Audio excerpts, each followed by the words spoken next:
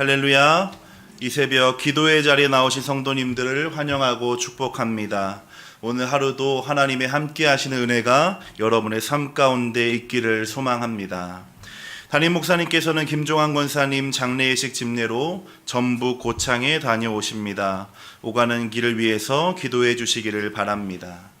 오늘은 사무엘상 4장의 말씀을 나누고 함께 기도하는 시간을 갖도록 하겠습니다. 본문 1절과 2절을 다시 한번 읽겠습니다. 사무엘의 말이 온 이스라엘에 전파되니라. 이스라엘은 나가서 블레셋 사람들과 싸우려고 에베네셀 곁에 진치고 블레셋 사람들은 아벡에 진쳤더니 블레셋 사람들이 이스라엘에 대하여 전열을 벌이니라.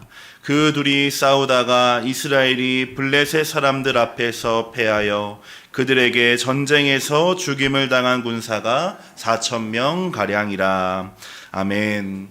사무엘의 말이 온 이스라엘에 전파되니라. 사무엘은 사사기의 어둡고 혼란한 시대에 마치 꺼지지 않는 하나님의 등불과도 같이 이스라엘의 마지막 사사이자 선지자로 등장했습니다. 그의 등장은 새로운 시대의 시작을 알리는 서막과도 같았습니다.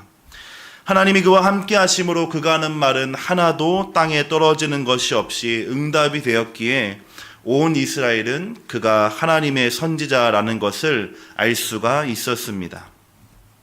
뿐만 아니라 실로에서 다시 나타나신 하나님의 말씀이 이 사무엘을 통하여 이스라엘의 모든 민족에게 전파되었고 선포되었습니다. 이 장면까지만 보면 어두움은 거쳐지고 이제 희망차고 밝은 미래가 기다리고 있는 것처럼 보이는 순간이었습니다. 오늘 본문은 바로 그러한 순간에 블레셋이 아벡에 진영을 세웠다고 기록하고 있습니다. 그것도 1절을 둘로 쪼개어서 사무엘의 사역을 소개하며 동시에 블레셋의 공격이 있었다는 것을 우리에게 알려주고 있는 것입니다. 하나님이 다시 실로에 나타나셨고 사무엘을 통해서 그분의 말씀이 선포되는 그러한 순간에 그래서 더 이상은 이제는 고통도 고난도 없을 것 같은 그러한 때에 대적의 공격이 시작하게 된 것입니다. 하나님의 자녀 또 거룩한 무리인 성도의 삶에는 하나님의 사랑하심과 보호하심이 있습니다.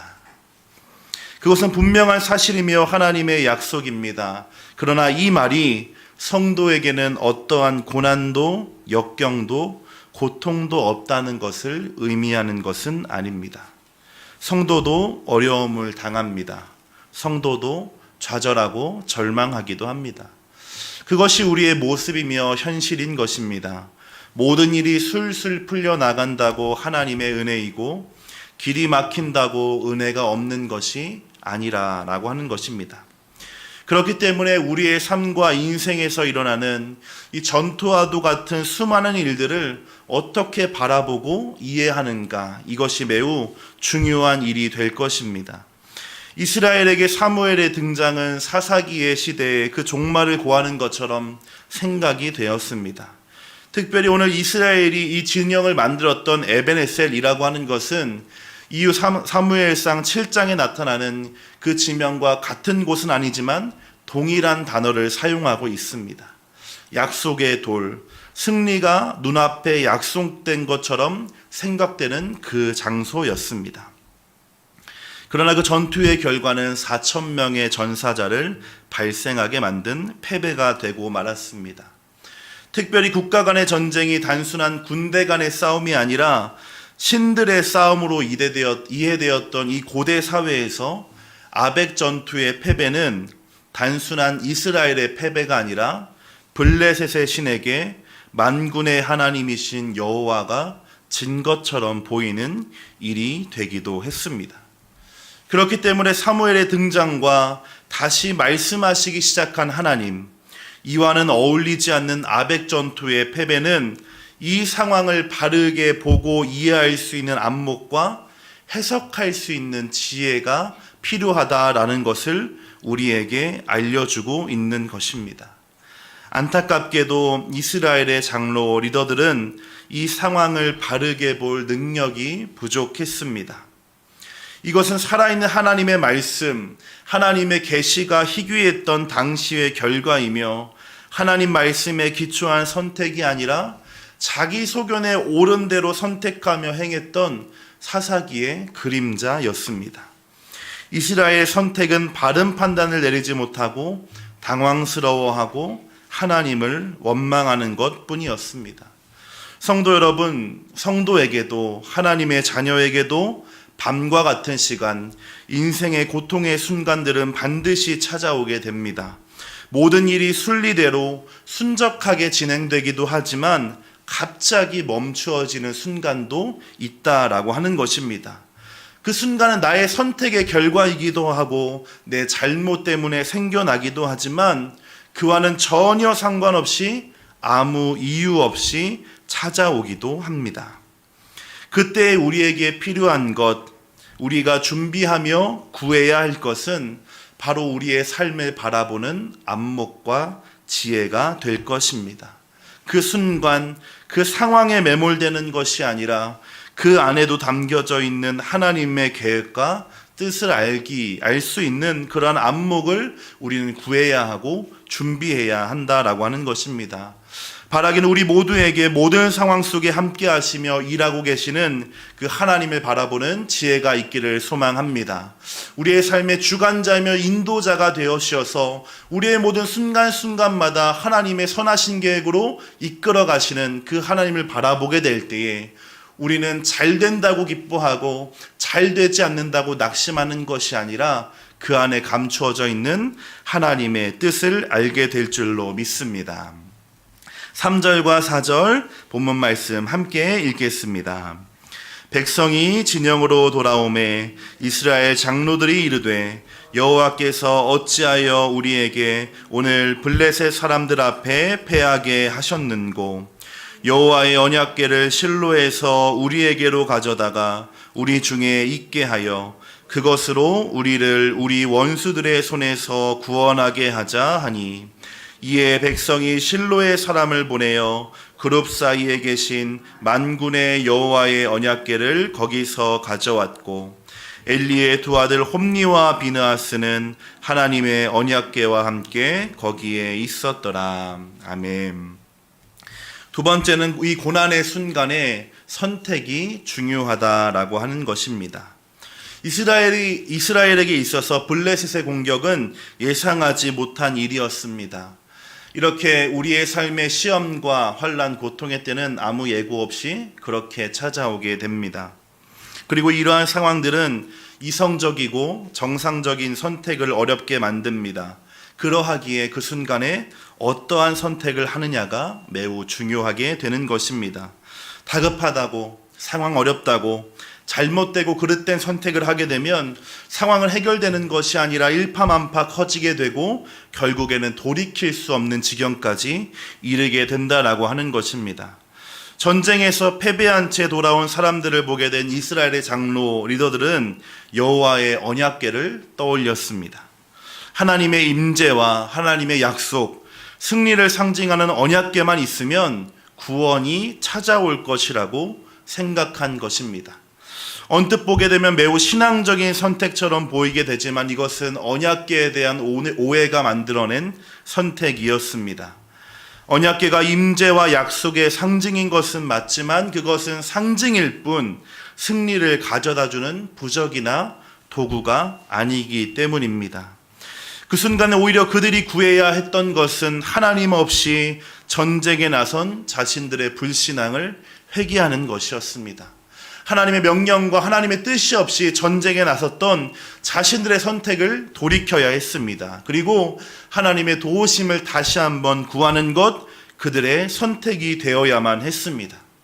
그러나 그들은 도우시는 하나님, 조상들을 승리하게 하셨던 그 하나님이 아니라 그분이 허락해 주셨던 승리의 상징일 뿐인 언약궤, 이 언약궤를 선택하고 말았다라고 하는 것입니다.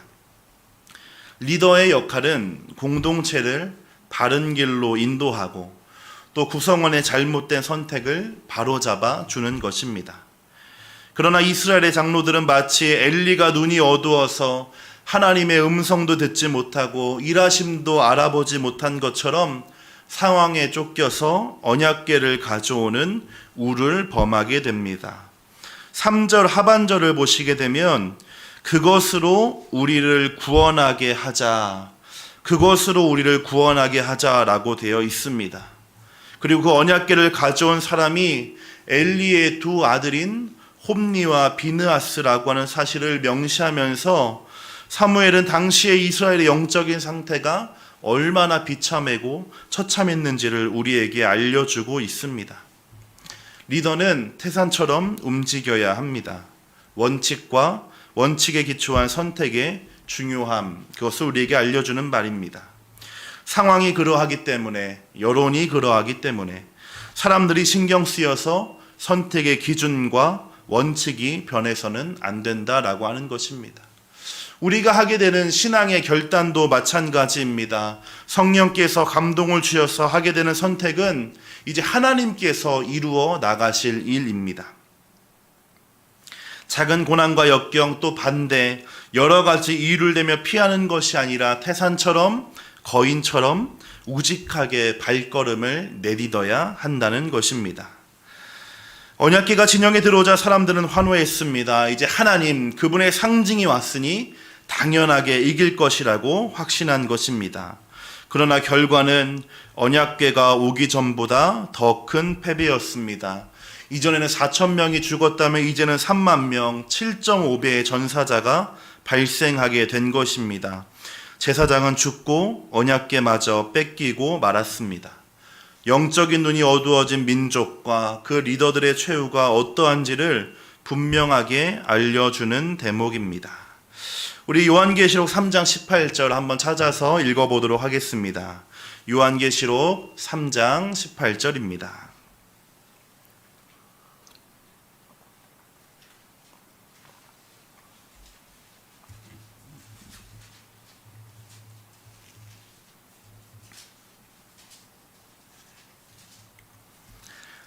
요한계시록 3장 18절 함께 읽겠습니다.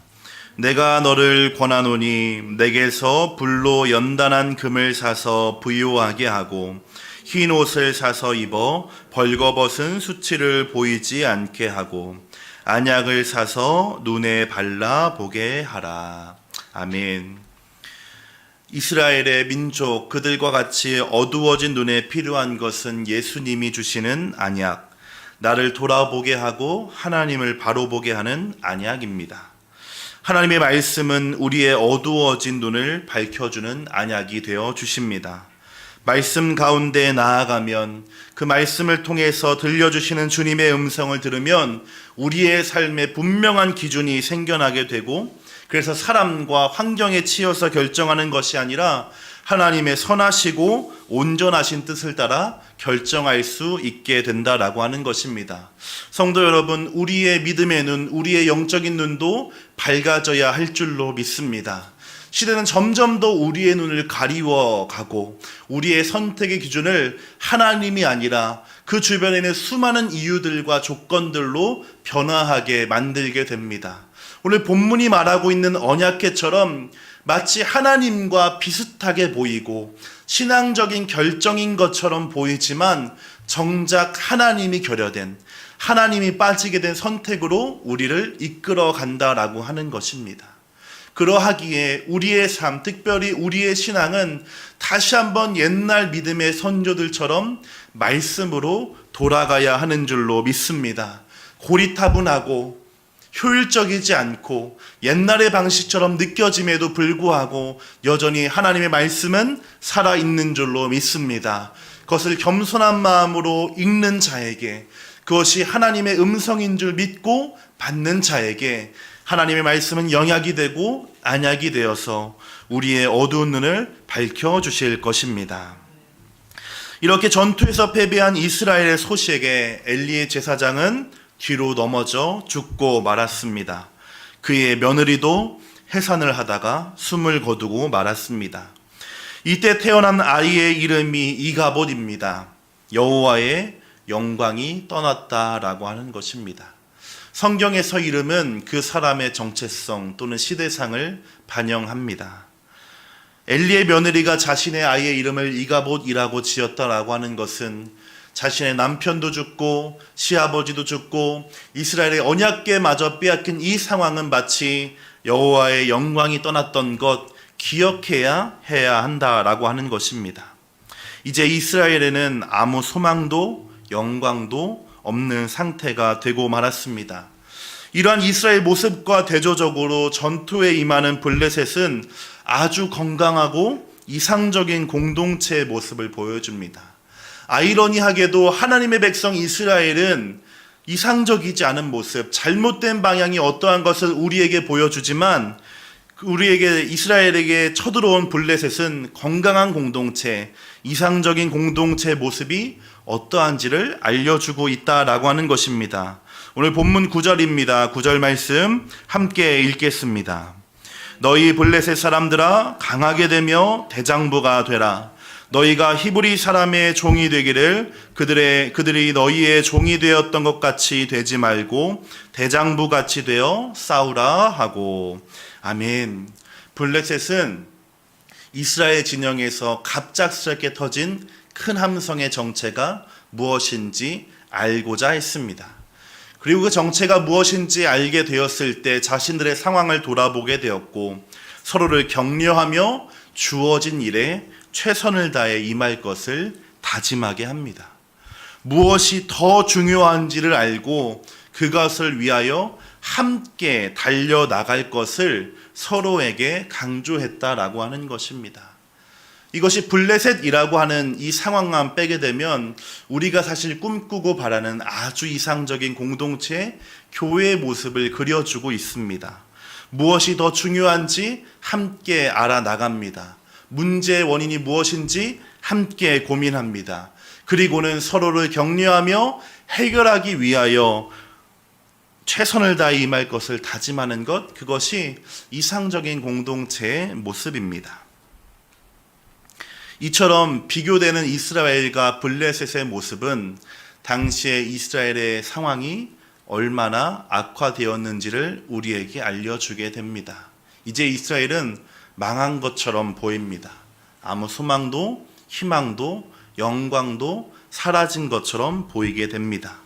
그러나 하나님은 여전히 살아 계시는 줄로 믿습니다. 이어지는 5장부터의 이야기를 보게 되면 사람들로 인하여 이스라엘의 영광과 언약궤는 다 빼앗긴 것처럼 보이게 되지만 사람들의 손이 아니라 하나님이 스스로 자신의 영광을 회복해 나가시는 과정이 기록되어 있습니다. 하나님의 영광은, 하나님의 이름은 사람의 손과 노력에 의하여 결정되지 않습니다.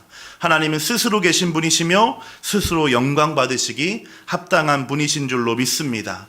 그러하게 우리가 더욱더 날마다 기억해야 할 것은 하나님의 하나님 되심과 그 하나님 앞에 서 있는 나의 존재가 되어야 될 것입니다. 하나님, 나는 내 힘으로 살아가는 것이 아니라 오늘도 주의 은혜로 살아가야 합니다. 나에게 능력이 있다고 생각되지만 그것은 내 것이 아니라 하나님이 주신 것입니다. 하나님, 나를 통하여 영광 받아주시되 하나님의 이름만이 기록되게 하여 주옵소서. 우리의 삶의 고백이 되기를 소망합니다. 기도하겠습니다. 하나님 아버지, 이 새벽 함께 모여 말씀을 듣고 기도할 수 있는 은혜를 주심에 감사를 드립니다. 어두워져 가는 이스라엘의 상황 속에 우리의 모습이 있지는 않은지 돌아보게 됩니다. 하나님을 선택하고 하나님의 말씀 따라 살아가는 것이 아니라 그 주변에 있는 하나님처럼 보이는 것들, 신앙적인 것처럼 보이는 선택들을 하고 있지는 않았는지 되돌아봅니다. 우리의 삶에 하나님의 말씀이 다시 한번 기준되게 하여 주시옵소서. 그 말씀 따라 살아가며 말씀에 순종하며 하나님의 일을 해나가는 우리 모두가 되어지게 하여 주옵소서. 하나님은 영광을 스스로 이루어 가시는 분이십니다. 우리의 연약함에 제한되는 것이 아니요 우리의 한계에 가두어지는 분이 아니라 스스로 영광 받으시기 합당한 분이신 줄로 믿습니다. 오늘 하루 우리의 삶도 그 하나님을 더욱더 신뢰하고 바라봄으로 하나님의 기쁨이 되어질 뿐만 아니라 하나님을 닮아가는 우리가 되게 도와주옵소서. 예수님의 이름으로 기도드립니다.